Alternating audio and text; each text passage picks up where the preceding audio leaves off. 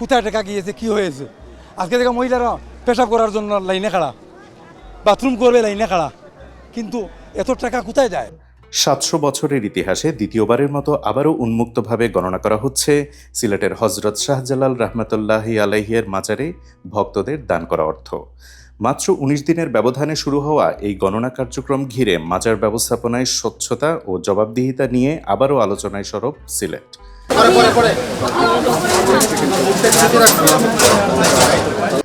মাজারের সার্বিক ব্যবস্থাপনা ও উন্নয়ন সংক্রান্ত কমিটির সিদ্ধান্ত অনুযায়ী শনিবার সকাল থেকে শুরু হয় দানবাক্স ও ঐতিহাসিক দানের ডেগে জমা হওয়া অর্থ গণনা।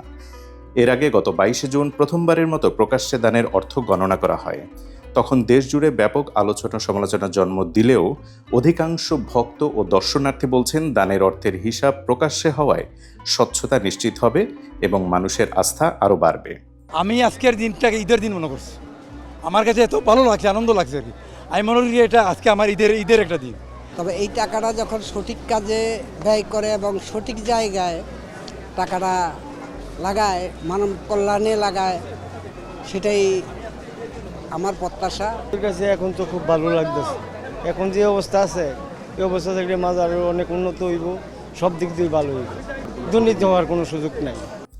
দানবাক্সে প্রশাসনে সিলগারা করার পর বিষয়টি গড়ায় প্রশাসনিক ও নীতিগত আলোচনায়।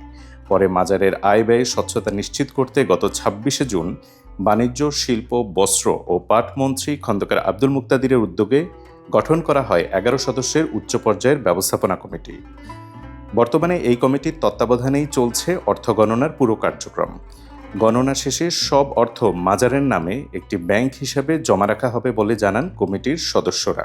শুধু টাকা গোনার মধ্যেই সীমাবদ্ধ না, অথবা কত টাকা এখানে উঠেছে সেটাও কিন্তু মূল বিবেচ্য বিষয় না। এই টাকাগুলো বন্টন কিভাবে হবে, এই টাকাগুলো কোন খাতে ব্যয় হবে, এই টাকাগুলো মসজিদ এবং মাদ্রাসায় কিভাবে হবে, এই টাকাগুলো এতদিন যেভাবে পরিচালিত হয়ে আসছে সেটি থাকবে না এটিতে কোনো সংযোজন বিয়োজন হবে, এটি কিন্তু আমাদের সম্মানিত মুতওয়াল্লি সহ মসজিদ কমিটির প্রতিনিধি, মাদ্রাসার প্রতিনিধি সহ এটি আমরা আগামী সভাতে বসে সিদ্ধান্ত নেব।